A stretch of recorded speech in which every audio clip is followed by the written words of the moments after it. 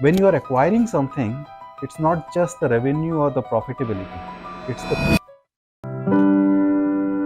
So in terms of some of your work, can you please walk us through sort of the process of identifying and evaluating potential acquisitions, especially during sort of the challenging times, particularly we've seen with sort of COVID-19?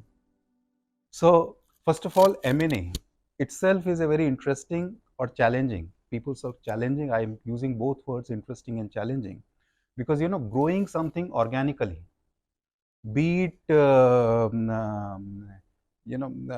potato or tomato, or be it any other crop or an organization, is a very different process in comparison to growing something inorganically.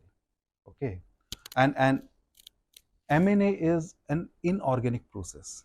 Okay, so what you are trying to do is you are trying to bolt on a substantial growth in your current business by acquiring something. Okay, but when you are acquiring something, it's not just the revenue or the profitability. It's the people, it's the process, right? It's the technology, it's the IP, it's the customer, it's their services, it's their all proposition offerings. Everything comes into place as a bundle, and you have to bring into streamline. So and on top of it, COVID was the interesting factor where you cannot meet people physically. And I know one of the acquisition which I did, it was a complete virtual acquisition where we acquired about 1,500 people, 1,500 people working across multi geographies, across multiple customers. It was all done remotely. Okay. So coming to the specifics. So one aspect is, of course, you look at the financials, you look at the entire P&L, or the books in terms of, and it's not 1 year, 2 years. You have to look at least 5 years.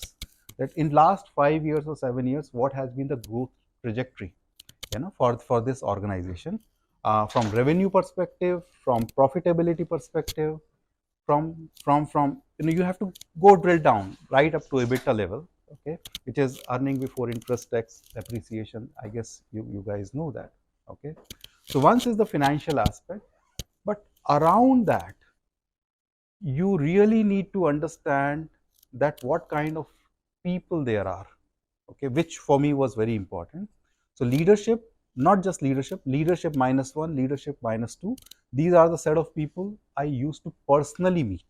When I say personally, in COVID times, of course, one on one, but over the video link, not on the audio link. Okay, the third aspect used to be understanding the customer base. When I'm talking of customer base, it is longevity of the customer relationship, what kind of contracts they have. When I say what kind of contracts, contracts can be, in typical IT term, we talk about time and material. In the sense, I will provide you these many resources of people who will have requisite skills. They will perform the job or task whichever you will assign, and I will bill you. This is a very loosely coupled model, right? It's a very loosely coupled model. The tightly coupled model is, you specify what you are looking for the services. I will deliver based on the defined service level agreements. So I will bear the risks, and at the same time, I will ensure that I will be adequately rewarded. So it's a black box model. The first model is more of a white box model. Okay. So we used to look at what kind of customer contracts are there, what kind of longevity, and what kind of customer relationship. When I talk about customer relationship, at the end of the day, one is, yes, nice to know, nice to have, you are meeting, you are going for wine and dine and so on and so forth. Or what kind of objective governance model do you have? The governance model across all the three layers, the strategic layer, the tactical layer, and operational layer. Are you guys meeting, on whatever periodic basis, monthly or quarterly, to discuss the going forward strategy and how the performance have happened in past? Are the people on the ground, operational level, speaking, weekly or bi-weekly and so on and so forth? How are they documented? So some of these parameters extremely important. Yeah. Then the other point which we use to evaluate when it comes to acquisition is the IPs. Okay. what kind of intellectual property. Because at the end of the day, while people are extremely important asset, but people can move around, right? But if you have products, if you have intellectual properties, right, that adds lot to the multiples when you are assessing or evaluating the value of the organization in terms of buyout. Okay. Last but not the least, finally, the culture fitment. Okay, the cultural aspect. Hey, mine organization at this point of time is growing at a rate of, and I'm just putting a number, 25% YOY. Okay, in this organization, the attrition is at 10%.